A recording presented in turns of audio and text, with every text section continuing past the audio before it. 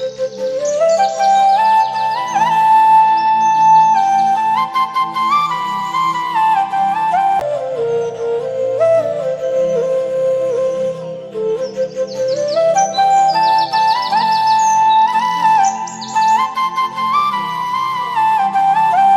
Morning বন্ধুরা, কেমন আছো তোমরা সবাই? আশা করি সকলেই খুব ভালো আছো। আমিও ভালো আছি। আমিও অপর্ণা চলে এসেছি আজকে তোমাদের সাথে আবারও সকালবেলা নতুন একটা ব্লগ নিয়ে। আজকে বাসি কাজকর্ম কিন্তু আগেই করা হয়ে গেছিলো, আর বর্মশাই কাজে চলে গেছে। তো কাজে চলে যাওয়ার পরে ভাবলাম বাড়তি যে কাজকর্মগুলো থাকে সেগুলো আজকে একটু করব। কারণ রোজ রোজ তো আর এই কাজগুলো করা হয় না।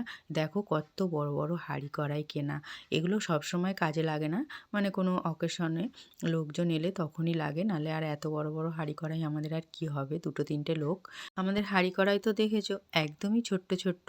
তো এখানে দেখো আমি কিন্তু আজকে না খাটের নিচটা পরিষ্কার করে নেবো, কারণ এতদিন এত কনকনে ঠান্ডা ছিল, তার জন্য আর একদমই ইচ্ছা করতো না এই খাটের নিচগুলো পরিষ্কার করতে। আরে কনকনে ঠান্ডাটা তো এখন আর নেই, ঠান্ডা আছে কিন্তু কনকনে ঠান্ডাটা অনেকটাই কমে গেছে, তাই না বলো? তো যাই হোক, এখানে দেখো সকালবেলা তার জন্য কিন্তু আমি ভাবলাম স্নান করার আগে এই বাড়তি যে কাজগুলো এগুলো আজকে একটু কিছুটা হলেও করব। কারণ রোজ রোজ এগুলো কিন্তু করা হয় না, আর সব কাজ কিন্তু আমরা একসঙ্গে এগুলো রোজের করতেও পারি না, তাহলে সময় চলে যাবে অনেকটাই, আর রান্না করতে ওদিকে যেতে দেরি হয়ে যাবে। তো এখানে আমি তার জন্য ছেলের ঘরে আজকে খাটের নিচটা ভালো করে পরিষ্কার করে নিলাম। কদিন ধরেই ভাবছিলাম, কিন্তু এমনিতেও দিদা ছিল বলে ঘরে, তার জন্য একটু সকাল করে তাড়াহুড়ো করে রান্না করতে যেতে হতো। আর বেলাটা আগের থেকে মনে হয় যেন এখন একটু বেড়েছে, তাই না? আগে যেন একটু বেলাটা অনেকটাই মনে হতো যেন ছোটো, কখন যেন মানে সময় কেটে যেত বুঝতেই পারতাম না। আর শীতকাল মানেই তোমার বেলা তো ছোটো হয়ই, তার চেয়ে এবার আগের থেকে একটু বেলাটা মনে হয় বেড়েছে। কাজ করার সময়টা এখন একটু আগের থেকে বেশি পাই মনে হচ্ছে। তো এখানে আমি ভালো করে কিন্তু ছেলের ঘরটা তারপরে মুছেও নিলাম। দেখো ছেলের ঘরটা মুছে নেবার পরে গেটটা বন্ধ করে দিয়ে তারপরে এবার চলে যাব পাশের ঘরে।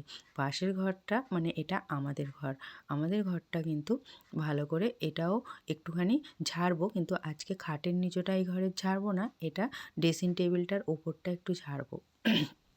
ড্রেসিং টেবিলের উপরটা প্রচণ্ড ধুলো পড়ে গেছে, আর এই ঘরটার ভেতরে তো একদমই বেশি আসা হতো না, দিদা থাকতো বলে সব সময়।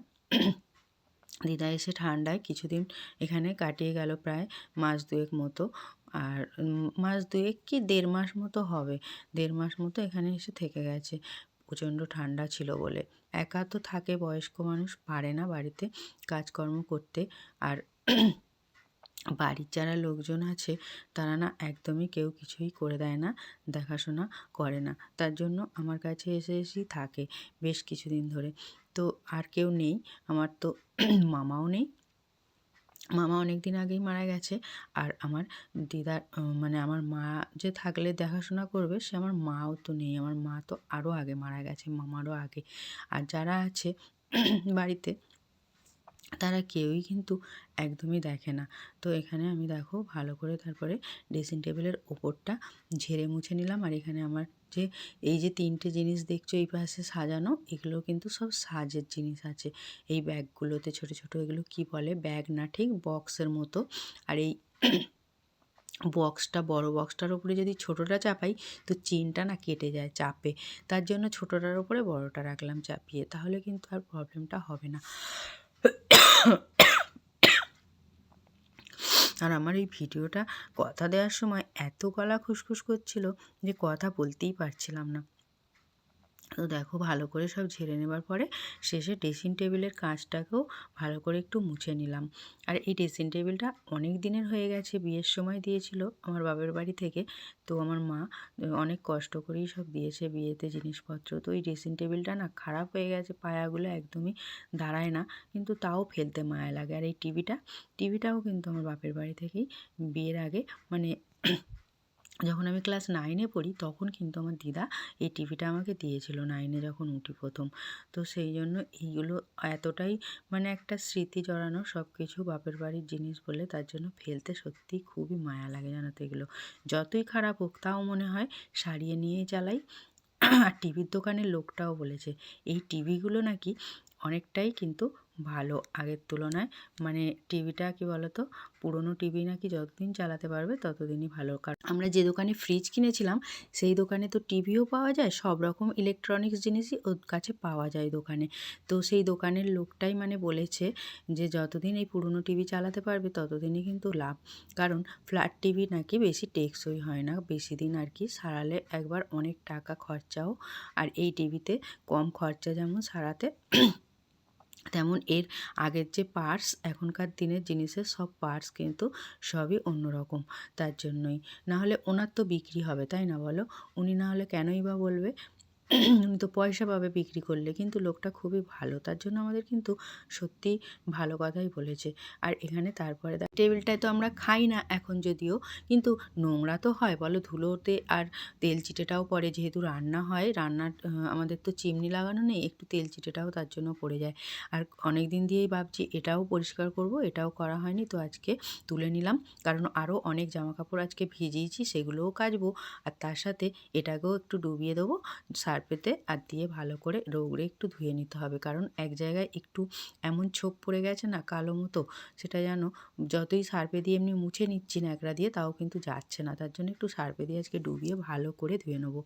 তারপরে এদিকে আগে কাচাকুচি করতে যাওয়ার আগে বরমশাই মাছ এনে দিয়েছে, সেই মাছটাকে ভালো করে আগে ধুয়ে রেখে যাই। আজকে কাটাপোনা মাছই রান্না হবে। কাটাপোনা মাছ এনেছে আর তার সাথে কাটাপোনা মাছের ডিমও এনেছে। তো সেগুলোকে, ফ্রিজে ছিল ডিমটা, সেটাকে ভালো করে কিন্তু জলে ডুবিয়ে রেখে দিয়েছি।